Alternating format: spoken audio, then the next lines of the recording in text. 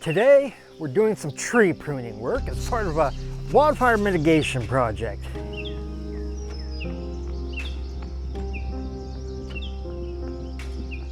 One of the biggest goals today isn't just making these trees look nicer.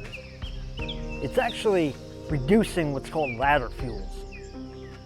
Ladder fuels are vegetation that basically allows a fire to climb from the ground and get up into the tree canopy. And once fire gets into that canopy, it can spread so much faster, and it's a hell of a lot more difficult to control. So the first thing I'm looking at are these lower limbs. According to Firewise, you generally want about 6 to 10 feet of clearance between the ground and the lowest branches on the tree. But it also depends on things like the size of the tree, surrounding vegetation, and the slope of the terrain. For smaller trees, a good rule of thumb is to not remove more than 1/3 of the tree's total heights when pruning, so you don't stress or damage the tree too much. The idea is to just make it much harder for flames burning along the ground to reach the tree canopy.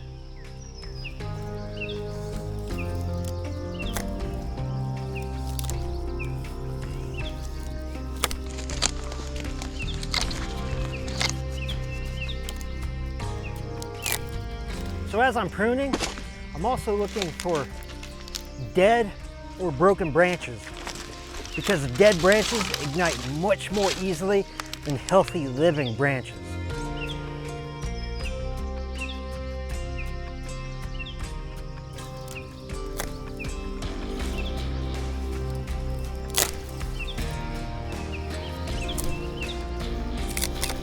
But pruning the tree is only part of the job.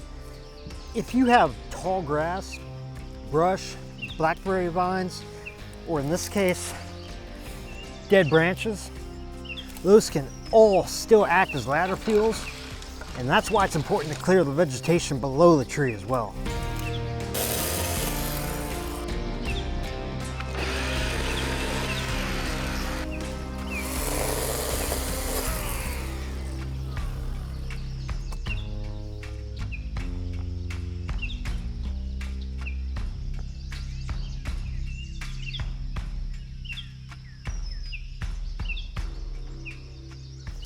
Now, one thing you don't want to do is over prune.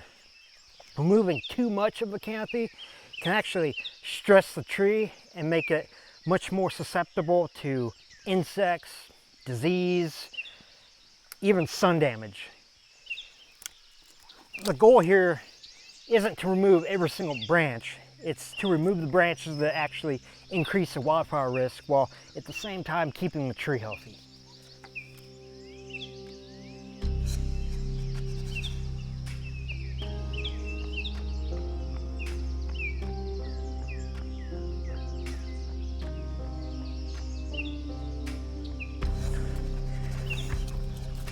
This has just been a small section of a large forest that's going to need a lot of work.